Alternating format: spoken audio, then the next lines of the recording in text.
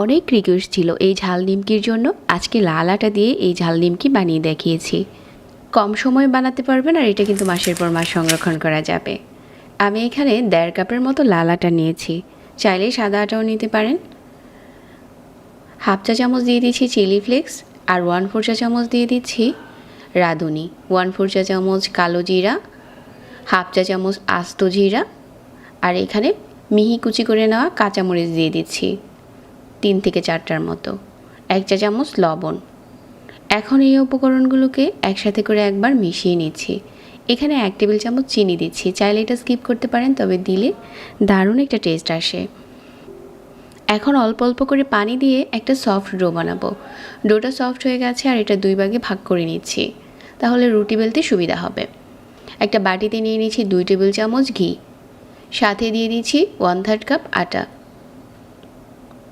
আটাটা ঘিয়ের সাথে ভালো করে মিশিয়ে নিচ্ছি। এখন এই ডোটা থেকে বড় সাইজের একটা রুটি বানাতে হবে। আর রুটিটা রেগুলার যে আমরা রুটি খাই ঠিক এরকম করে বেলে নিলে হয়ে যাবে, খুব বেশি পাতলা আবার অনেক মোটা এরকম না। বড় করে রুটিটা বেলে নিয়েছি।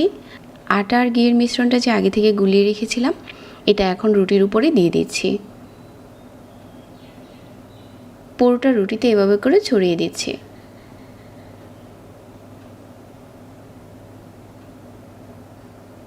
এখন একটা সাইড থেকে রোল বানিয়ে নিচ্ছি।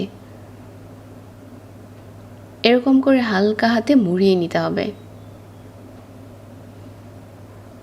ওই রুটিটাও আমি সেমভাবে এভাবে করে বেলে বানিয়ে নেব। এখন এখান থেকে ছোট ছোট করে কেটে নিচ্ছি। আর আটা দিয়ে এই নিমকিটা বানালে খেতে বেশি টেস্টি হয়। কারো হাতের কাছে যদি লাল আটা না থাকে তাহলে সাদা আটা দিয়ে বানাতে পারেন, আবার চাইলে ময়দা দিয়েও বানাতে পারেন। এখন এখান থেকে এরকম ছোট ছোট ডোগুলো নিয়ে হালকা করে বেলে মাঝ বরাবর একটু পানি লাগিয়ে এভাবে করে চেপে নিমকির মতো বানিয়ে নিয়েছি।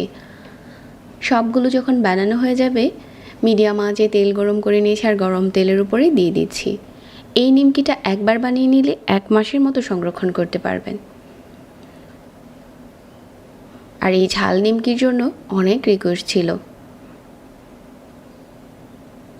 একটু নেড়ে চেড়ে মিডিয়াম আঁচে মোচমোচে করে ভেজে নিচ্ছি। এখন কালারটাও চেঞ্জ হয়ে গেছে আর দেখেই বোঝা যাচ্ছে যেটা কতটা ক্রিস্পি হবে।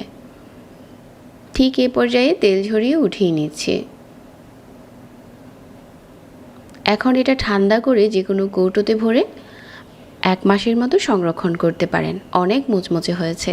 সহজ রেসিপি ভালো লাগলে পেজ ফলো করে রাখবেন প্রতিনিয়ত নতুন রেসিপি পেতে। সবাইকে ধন্যবাদ জানিয়ে আজকে এখানে বিদায় নিচ্ছি। আল্লাহ হাফেজ।